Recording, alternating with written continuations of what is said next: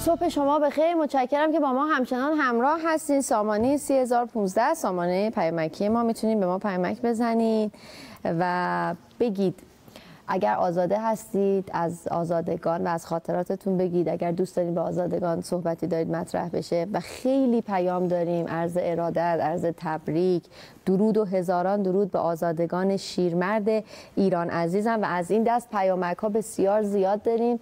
این نشون میده که آزاده های عزیز که بعضیا پیام دادید و گفتید که الان روزهایی هستش که ما رو کمتر یاد میکنن و فقط در روزهایی که به اسم ما هستش بیشتر از ما یاد میشه. بدونید اینجوری نیست، مردم همیشه یاد شما هستن. از پیامک ها کاملا مشخصه. آقای جاوید و مهمان عزیزی در استودیو حضور دارن. صبح شما بخیر آقایون. صبح شما بخیر.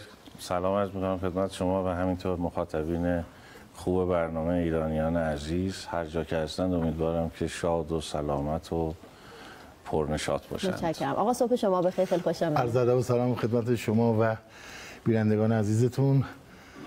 خیلی خوش آمدید. سپاسگزارم. سلامت. این تصاویری که دیدیم چی بود؟ گفتین محله گردی های بوشه. ما البته از طریق برنامه صبح بخیر ایران ما به چند تا استان سر زدیم، به تمام استان ها همونطور که قول دادیم از برنامه اول سر میزنیم. چقدر خوب. استان بوشهرمون طی یکی دو هفته آینده سفرمون به پایان میرسه. میریم به استان خوزستان، بعد همینطور وارد استان هرمزگان میشیم و استان‌های دیگر. تو این برنامه هم محله های قدیمی بوشهر رو که از نظر زندگی فرهنگ خاصی داشت اینها رو معرفی کردیم. حالا هفته‌های آینده هم پیجوی پاره از مسائل دیگه خواهیم بود. آقا جاوید مهمونتون رو معرفی می‌کنید؟ خواهش می‌کنم. بله، تو این برنامه من یه هنرمند عزیزی رو دعوت کردم از جامعه توانیابان خودمون، چون میدونید که ما در کشورمون یک عده هنرمند داریم که اینها جزو توانیابان هستن. و افزون بر این که مشکل یک عضو بدنشون رو دارن، اما همواره در فکر شاد کردن دل مردم هستن. امروز آقای استاد عباس زند رو من دعوت کردم. نزدیک به 25 سال هست که من ایشون رو میشناسم. الان یعنی وقتی دیدمش 25 ساله بوده و الان نزدیک 50 سال داره طبق شناسنامه‌اش البته، ولی ممکنه مثلا سنش کمتر باشه.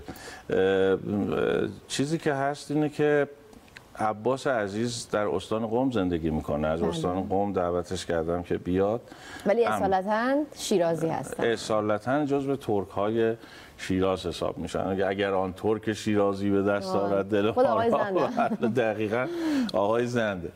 عرض به حضورتون که حالا جالبه اختصاصات هنر آقای عباس زند این هستش که هم نواختن رو و هم خود موسیقی رو از طریق گوش یاد گرفته و تنها استادی که داشته مرحوم آقاخانی هستش که یکی از نوازندگان برجسته منطقه پرندک تهران بودن و الان پسرشون البته جانشینشون هستن، ولی ایشون یک بخش از موسیقی رو نزد ایشون یاد گرفتن، ولی بعداً از طریق گوش، یعنی با موسیقی ایران از طریق گوش آشنا شده، با موسیقی نواحی از طریق گوش آشنا شده و تکرار و تکرار و مداومت و تلاش خوب تا تونسته به موسیقی بیاد. عرصه موسیقی کشور رو خیلی خوب طی کرده تا الان. برای نخستین بار هم هست که باز از شبکه ملی کشورمون و برنامه صبح بخیر ایران تصویرش در یک رسانه ملی دیده میشه. خیلی خوش آمدید آقای زند. قربان شما. خیلی ممنون. سپاسگزارم. آقای جاوید خیلی از شما تعریف کردم، ولی از زبان خودتون هم بشنویم. سلامت باشید. سازتون رو معرفی می‌کنی؟ یه چیزی رو سازتون نوشته، من فکر می‌کنم که قربان این ساخت این زبان است که یه دوستی داریم به نام آقای احبابی که این زبان‌ها رو، این قمش‌ها رو میسازه. من خودم هم خب درست میکنم از همین قمش‌ها. از بوضوع جناب علی. این سازم به نام بالابانه. بالابان. مال غرب کشوره. نرمنای. البته در رسالات موسیقی اینو نوشتن که این ساز در فارس پدید آمده، یعنی منشأ ساختش در فارس بوده، ولی بعدا هم فراگیر شده. حالا فراگیری این ساز از زاگرس هست تا سهند و سبلان. در میان اقوام ما.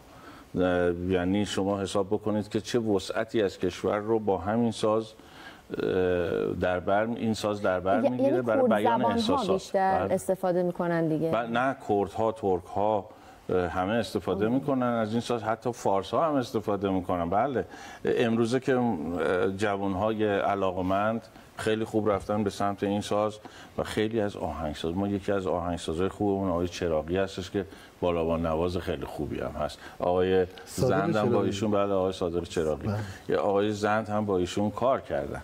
این هم بهتون بگم که صدای ساز آقای زند رو شما در سریال هایی مثل چهار دیواری، مثل پشت دیوارهای بلند، پشت کوههای بلند و سریال آتش و باد که جدیداً پخش میشد، کار آقای سعادتمند بود آهنگسازیش، ایشون تو اونجا بالا بانم نبود. دلمون رفت یه ذره برامون بنوازن. بله حتما. بعد صحبت کنیم بیشتر. چشم.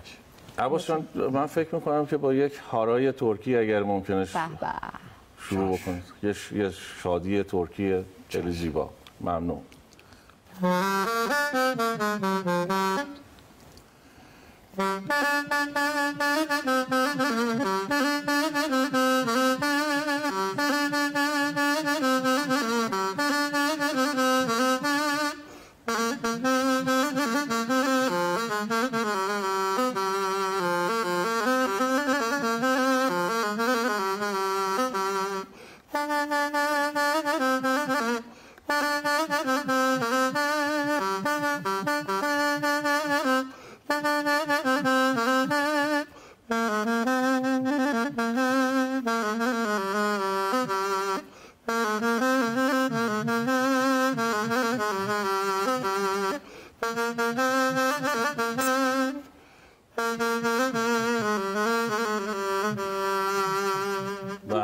چقدر زیبا. خیلی خیلی. خودت معرفی میکنی این آهنگو چی زدید؟ من نگم دیگه.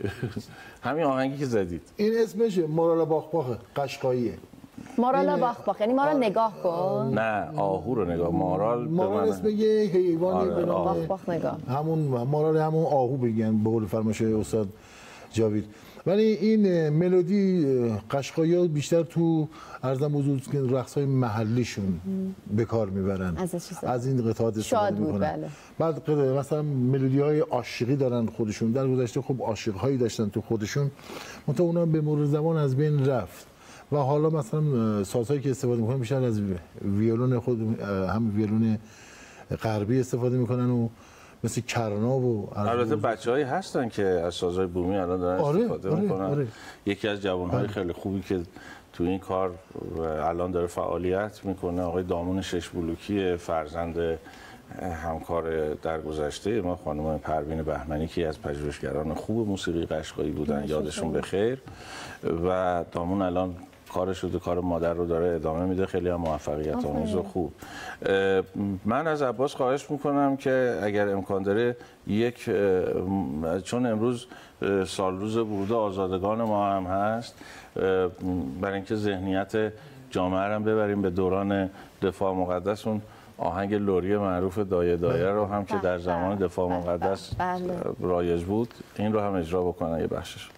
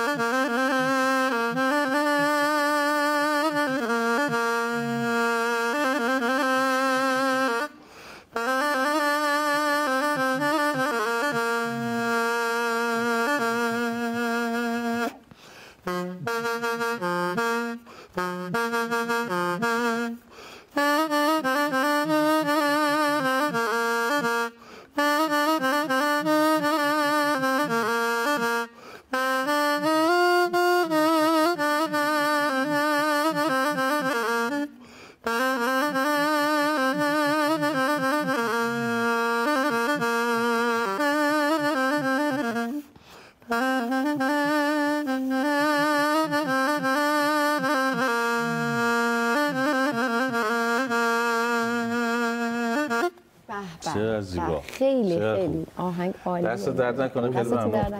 آقا جان یه سوال بپرسم. دلیل انتخاب شما برای حضور آقای زند در برنامه ما چی بود؟ چون شما مهمون رو انتخاب می‌کنید. چند دلیل محکم داشتم برای این کار. یکی این که عباس از طریق گوش تمام موسیقی نواحی ایران رو یاد گرفت بدون آموزش. اما مسئله مهمتر بحث توانیابی ایشونه، چون از جامعه توانیابان هستن.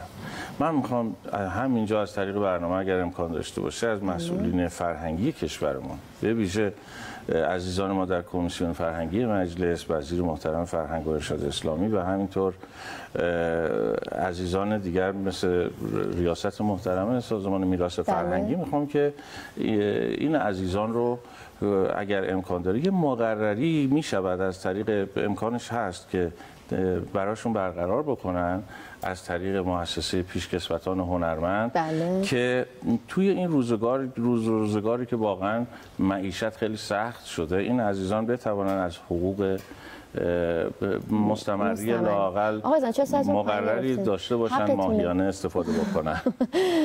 به مطالبه گری حق شماست. بله واقعا خیلی نکته مهمه. یکی از کارهای خوبیه که میتوان اون به قول معروف نعمت سفره انقلاب رو هم از این نگاه مهربانانه به این عزیزان رسوند. کم نیستند عزیزانی مثل عباس زند در کشور ما. هنرمندان خوبی داریم، البته تعدادشون شاید به 1000 نفر نرسه، اما گوهرهای نایابی هستند یا گوهرهای گرانبهایی هستند به دلیل اینکه دل مردم رو شاد میکنن و روح مردم رو تراوت میبخشند و نشاط به جامعه تزریق میکنن با همه کمتوانی هایی که در جسمشون دارند، اما روحشون انقدر گسترده هست که به فکر روح جامعه هستند.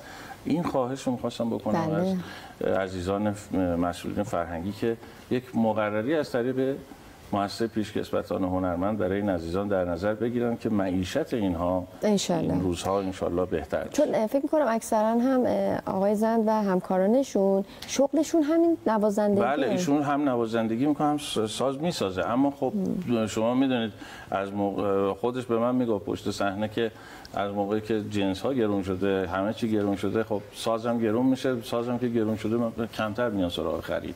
خب این هم باز یه معضل دیگری است که باید بهش فکر کرد، ولی به هر حال مسئله‌ای که هست اینه که بهتر با نگاه بهتری به عباس زند باید یا عزیزانی چون عباس زند باید ببینیم. قطعاً همینطوره. آقای زند صحبت پایانی شما رو بشنویم.